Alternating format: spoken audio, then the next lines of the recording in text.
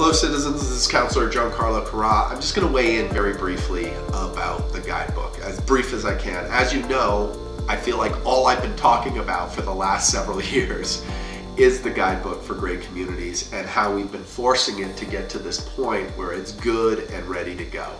So what is the guidebook? The guidebook is really the ability to create great neighborhoods. Point one of my Great Neighborhoods mission, Great Neighborhoods Make a Great City, is if that's the case, let's design how we build our city around the outcome of great neighborhoods rather than just expecting them to somehow happen, by accident.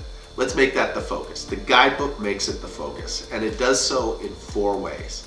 The guidebook is transforming how we plan our city from just growing on the edge to starting to grow up and grow up thoughtfully. So the first thing it does is it is how our municipal development plan, which we passed 12 years ago now and said we can't keep sprawling out, we have to start growing up, and as we grow up we have to build complete communities. The guidebook lives inside the municipal development plan, and it's the guide for how we get that done on the ground.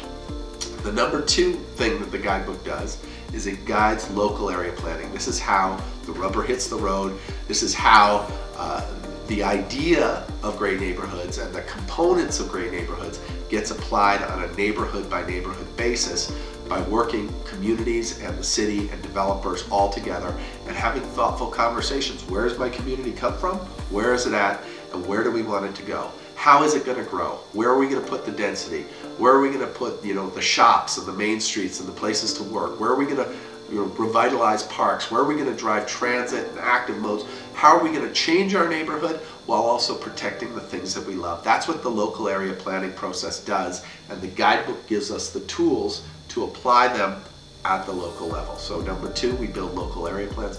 Number 3, it's going to give us the opportunity to historically reinvest in our neighborhoods. For decades, as we sprawled our city outwards, we just took our taxes and we subsidized growth on the edge.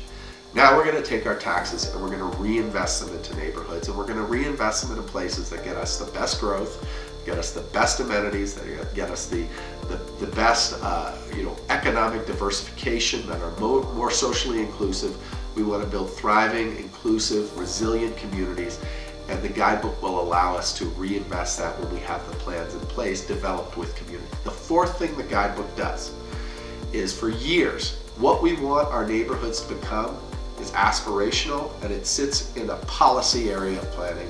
And what we allow our communities to become is regulated, and it sits in a different pocket of planning called land use. And those two don't work together. And a lot of the fights come because we want our communities to become this, and this is what we allow our communities to become, and that disconnected fight to get there doesn't work.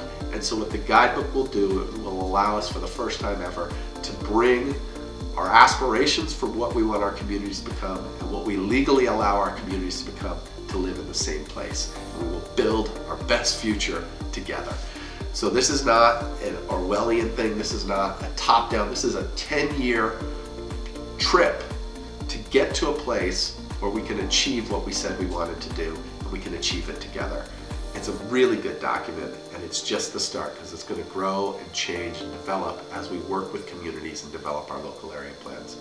I'm looking forward to supporting the guidebook on March 22nd, and I hope you'll be there with me.